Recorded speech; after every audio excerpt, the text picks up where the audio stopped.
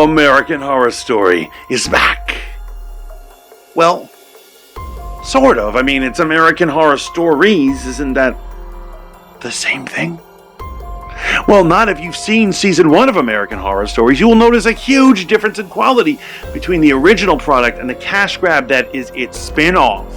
But remember, with each increasing season, there's a new chance to start again, especially with an anthology series. And here on Voice of the Fat Mantis, we're going to be reviewing every episode. Now, before we get into the details of the first episode, I'm going to have to ask that you like, share, and subscribe to this channel so we can keep bringing you ghoulish content as we follow all of Ryan Murphy and other horror directors and creators' wicked deeds caught on film. Now that that's out of the way, let's discuss this season 2.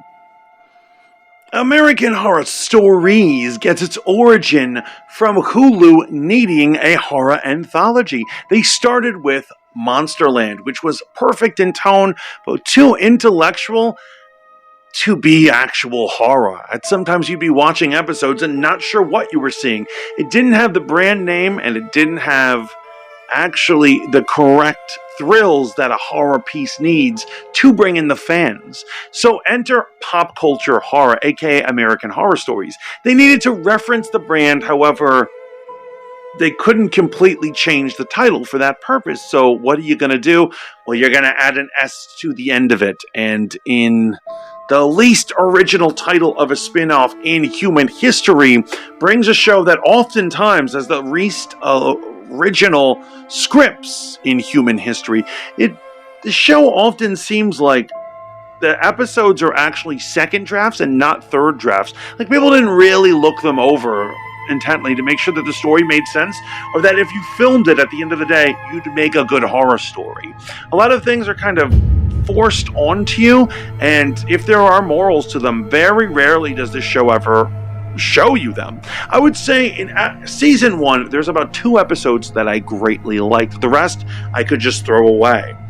I also often did their best to ride the coattails of original stories, often instead of uplifting the original stories, just dragging them down into the low-quality hell that the first season was. So we need to get into what this new incarnation of American Horror Stories Season 2 is.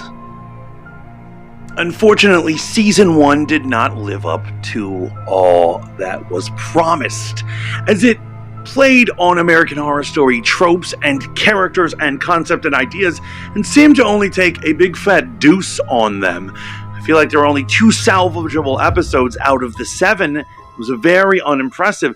The scripts almost seemed like second drafts rather than a third draft, looked over by producers and writers to see exactly how they were going to film or complete the tales at hand. Now we do the season opener of season 2 called Dollhouse, starring AHS alum Dennis O'Hare. It's called Dollhouse, and it lives up to that creepiness.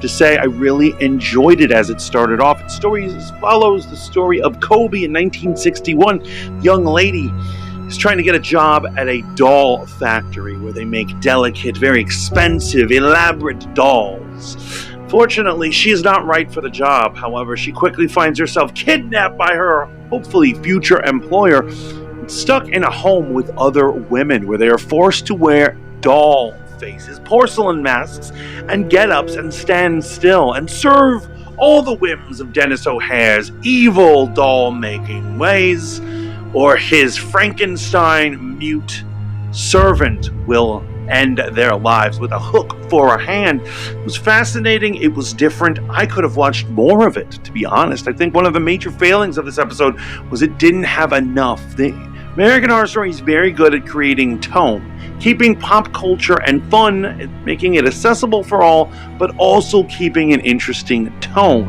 However, what happened here is they didn't have enough time for that.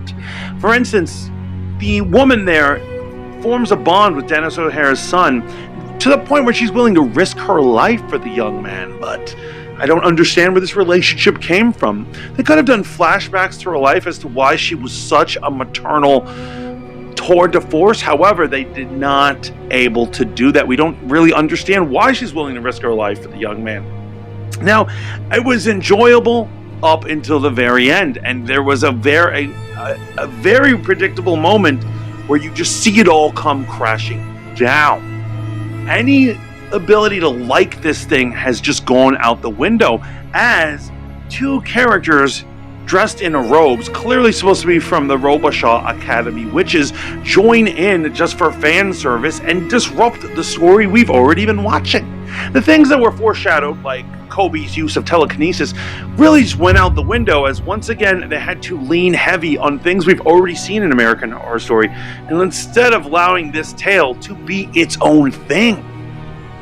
The introduction to witches and the connection to Coven only ended up ruining the tale. I much would have rather Kobe be able to access her own telekinetic ability and smash her way out. Or if they had a longer, perhaps maybe if American Horror Stories were two-offs, there was a continuation to each one, they could have foreshadowed more that what that telekinesis was connected to some sort of witchcraft. However, it was not done very well. And furthermore, to top it off, they make the young boy a character from Coven, once again smashing an old story in service of whatever this is. Now, I understand, I'm hoping that this is just one episode of this season, and we get to see more original tales, because the two tales I talked about that were good last season were At the Drive-In and it had something to do with national parks, I'll tell you that one. They were very good, and they had nothing to do with normal American Horror Story. They were just original tales. So I really don't know what's going on here, but once again, I said this is the work of a second draft. Not very impressive, Ryan Murphy. I know this is a cash grab. It's very clearly a cash grab. I am watching because, like Monsterland, like the first season of this show, there are always gems. Even in the latest Twilight Zone, all anthologies will usually have a gem, a diamond in the rough that you're glad you know about, that you can always go back and watch again. Hopefully, we're going to encounter those further down the line, but the real question is, what did you think of this episode? You're going to continue with the series? What did you think of the first season? Please let me down in the comments. And remember to like, share, and subscribe, and leave a sassy or diabolical comment down there. I love it when I'm in communication with all my ghouls and ghosts. But until next time, this is the Fat Mantis signing off. Until next time, ciao for now.